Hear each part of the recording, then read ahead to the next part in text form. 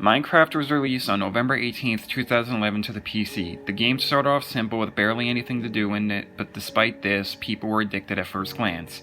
Since people loved it when it first came out with the little features that it had, meant that the game had a strong fan base from the beginning, and it was only going to grow as the game would go on to add more features that are commonplace today.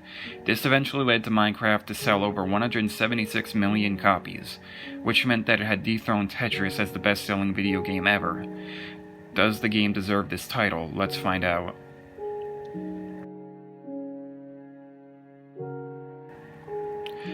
Minecraft has no story, but that's not to say it needs one. I would say that the game benefits greatly from not having a story.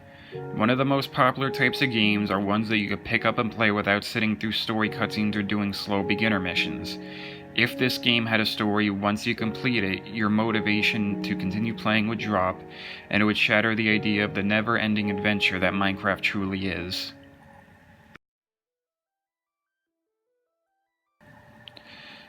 The graphics have a weird retro feel with all the textures combining the pixel graphics of the 80s with the basic 3D geometry of the 90s, and it surprisingly works.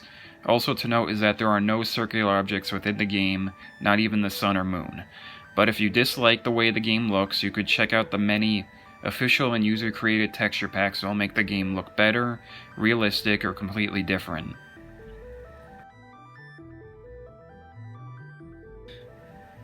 You'll be dropped into a randomly generated world, and as the game's title implies, you will be mainly mining for materials such as cobblestone, coal, and iron, and then using those same materials to craft items to help you survive like a sword or furnace. But of course, that's not all of what you'll be doing. You'll also need to build a base of operations, which can be as simple as a house or within a cave, to as complex as a castle or on a mountainside.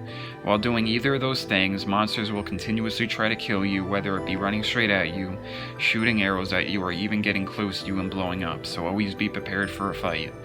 Since there are no goals in Minecraft, you can play it any way you want. If you want to dig down, keep upgrading your tools, construct a nether portal, and eventually defeat the nether dragon, go ahead. Or if you just want to stay above ground, gather a lot of materials, and just build, that's fine too. There is no wrong way to play. To move, you use the left stick, while the right stick is how you look around. You can run by clicking the left stick and sneak by doing the same to the right stick.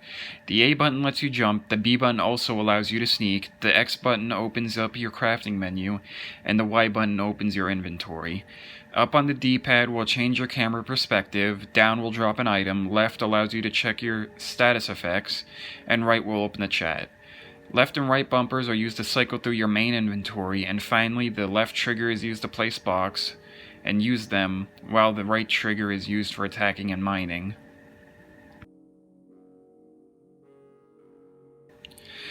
There are 5 game modes to choose from: Survival Mode, Creative Mode, Hardcore Mode, Adventure Mode, and Player vs. Player, or PvP for short. Survival Mode is the main version of the game. It's where you're dropped into a world and you must build shelter, gather food, fend off monsters, and mine for materials. Creative Mode, which removes the need to survive and gives you all blocks and crafted items in the game and lets you do whatever you want with them, whether it be building grand structures, creating pixel art, making your own game within the game, or even destroying the world with infinite tons of TNT.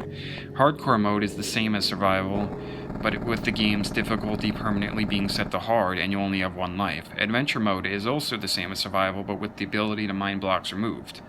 Finally, we have my personal favorite mode, PvP, which consists of popular multiplayer game types recreated in Minecraft.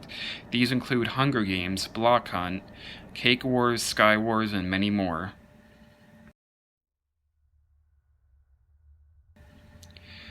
There are 4 difficulty options: Peaceful, Easy, Normal, and Hard. Peaceful spawns no monsters, you don't lose hunger, and you always regenerate your health. As for the other 3, they are just what you expect. Monsters spawn and you must keep your hunger bar up to heal yourself either at a lower, moderate, or higher rate.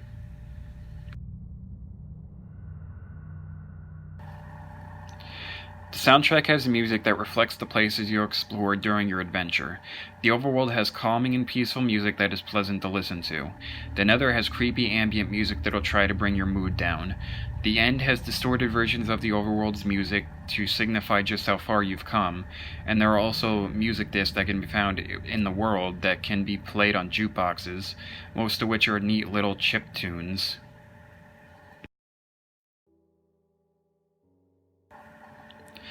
Does Minecraft deserve the title of best-selling video game of all time? I would say yes.